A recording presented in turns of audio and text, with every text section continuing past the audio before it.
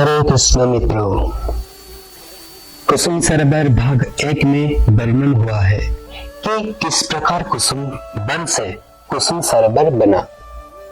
भाग 1 नहीं देखे तो देख लीजिए, उसका डिस्क्रिप्शन में लिंक दिया हुआ है। कुसुम सरोवर भाग 2 में हम समझेंगे कि श्री कृष्ण अंतर्ध्यान होने के बाद किस प्रकार श्री उद्धव जी के द्वारा द्वारका की पटरानियों का विरह दुख कम हुआ। चलिए हम यह लीला में प्रवेश करते हैं। एक बार गोपियों को संदेश देने के लिए भगवान श्री कृष्ण ने उद्धव को ब्रज भेजा था और उद्धव जी श्री कृष्ण के आदेश पाकर ब्रज में आया।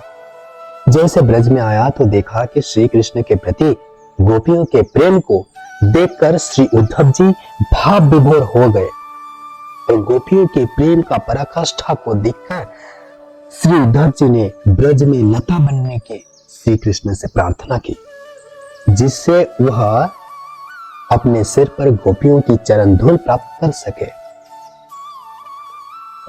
सके। उनकी इच्छा पूरी हुई और आज भी वे कुसुम सरोवर में लता बनकर रहते हैं। उद्धव के यहाँ लता बनने के बाद एक अद्भुत लीला हुई, जिसका वर्णन श्रीमद्भागवतम महात्म्य में आता है। श्री कृष्ण अप्रकट होने के बाद श्री कृष्ण की पत्नी कालिंदी ने अन्य सब रानियों को सलाह दी कि वे भगवान से हो रहे तीव्र विरह को शांत करने के लिए उद्धव से श्रीमद् भागवतम कथा सुने। अतः द्वारका के रानियां वज्रनाभ एवं परीक्षित महाराज के साथ उद्धव जी की खोज में कुसुम सरोवर पहुंचे। वे जानते थे कि श्री उद्धव वहां लता बनकर निवास कर रहे हैं। पहुंचकर वे बिना मृदंग अन्य वाद्य यंत्र द्वारा श्री कृष्ण का गुणगान करने लगे। जैसे ही कीर्तन अपनी पराकाष्ठा पर पहुंचा, तब श्री उद्धव जी ने अपने मूल रूप में प्रकट होकर नृत्य करने लगे। हरिनाम कीर्तन करते हुए आनंद सागर में निमग्न होकर कुछ समय के लिए श्री उद्धव के समेत द्वारका के पटरानियां सब स्वयं को भूल गए और कुछ समय पश्चात स्वयं को स्थिर करके वे उद्धव जी के द्वारा श्रीमद् भागवतम कथा सुनने के लिए बैठ गए, क्योंकि श्री उद्धव जी जानते थे कि कलि युग प्रवेश कर चुका है और वह इस भागवतम कथा में विघ्न डालने का प्रयास करेगा। अतः श्री उद्धव जी ने परीक्षित महाराज को कहा कि कलि को खोजकर उसका दमन करना। तो परीक्षित महाराज यह आदेश पाकर निराशा हो गए, और परंतु श्री उद्धव जी ने उन्हें आश्वासन दिया कि शीघ्र ही तुम्हें श्री सुखदेव गोस्वामी के मुख से भागवतम कथा श्रवण करने का सौभाग्य प्राप्त होगा। यह आशीर्वाद पाकर श्री परीक्षित महाराज हरि हरि बोल उच्चारण करके खुश होकर उस जगह को त्याग करके चले गए और श्री उद्धव जी ने कुसुम सरोवर में द्वारका के रानियों को भागवतम कथा सुनाने लगे।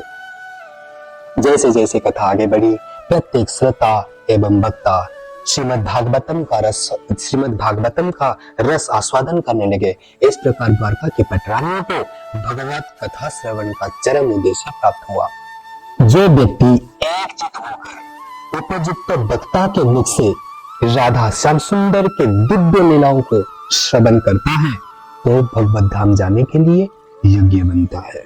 अतः हे मित्रों, जब तक हम भगवत धाम जाने के लिए योग्य नहीं बनते, तब तक हम इस भौतिक जगत में बारंबार मातृगर्भ में जाना पड़ेगा।